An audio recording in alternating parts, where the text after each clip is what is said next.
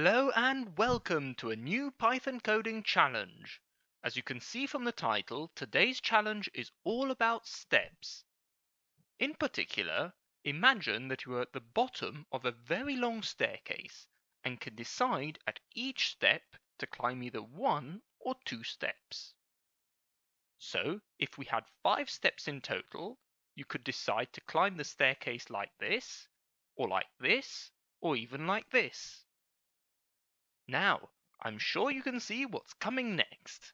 Your challenge for today is to calculate in how many different ways you can climb a staircase containing 30 steps, assuming you can only climb 1 or 2 steps at a time.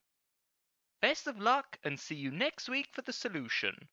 Should you require any hints in the meantime, then check out my tutorials linked above. Also, don't forget to like and share the video and subscribe to the channel, as well as leaving your comments below. Once again, see you all next week, and as always, happy coding!